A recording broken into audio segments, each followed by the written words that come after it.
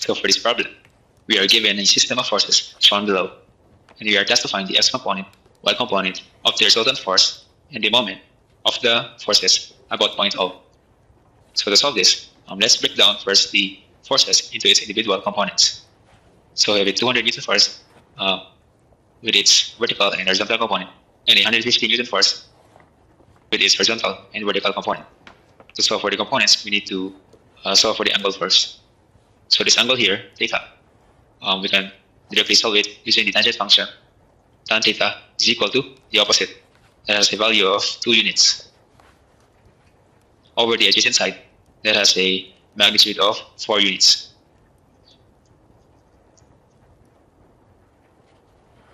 So tan theta is equal to arctan 2 divided by 4, which is equal to 26.57 degrees.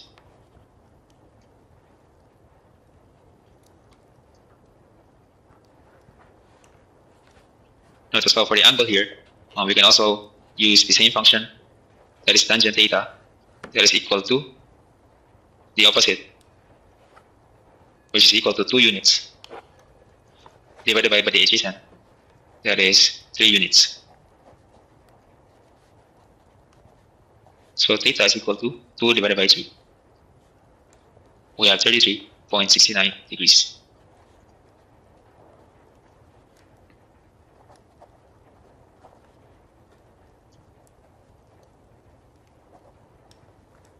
And now we can solve for the component for the 200 Newton force and the 150 Newton force. So this one here is equal to 200 sine of 26.57.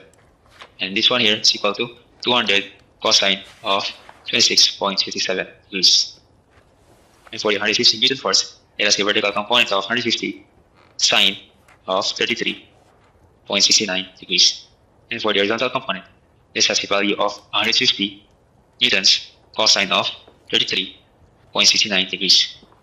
Now we can solve for the resultant acting along the x and y direction.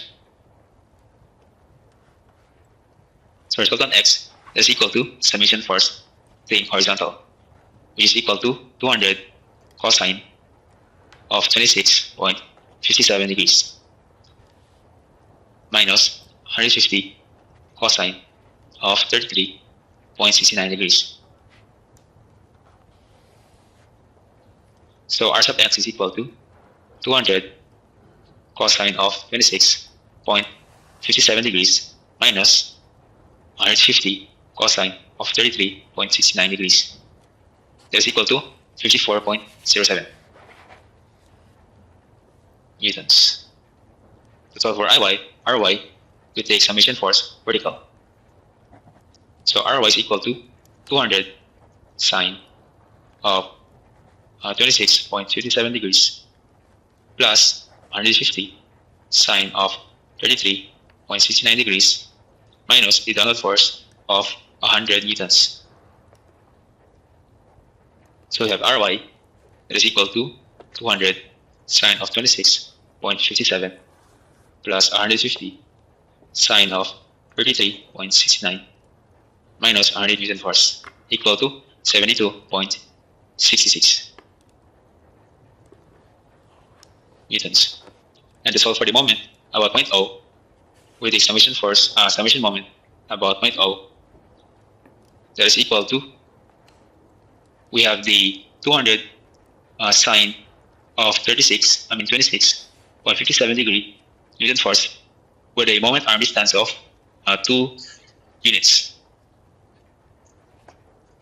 So assuming that counterclockwise is treated as positive. And then we have the 200 minus 200 because it's going clockwise, cosine 26.57 degree times its moment arm distance of 3 units. Then we minus it by 100 Newton force that is going, or it induces a clockwise moment multiplied by its moment arm distance of 1, 2, 3, 4 units. Then we have the 150 sine of 33.69 degree Newton force multiplied by the moment arm distance of 1, 2, 3, 4, 5, 6, 7, 8. And then lastly, we have the 150 Newton force cosine of 33.69 degrees. And since it has no moment arm distance, therefore that's equal to 0. So we have 200 sine of 26.57 degree times 2 minus 200 cosine of 26.57 degrees times 3 minus 100 times 4 plus 150 sine of 33.69 degrees times 8 plus 0 is equal to negative 92.07 or 0.8.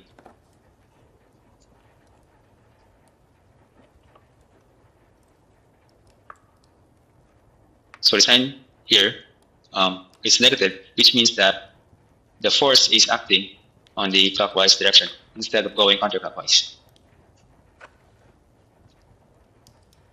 So these are the value for our resultant x. That's 54 for 0.07, which is letter C. Then for our y, we have 72.66, letter D. And for the moment about 0.0, that's 92.08 Newton meters, which is letter C.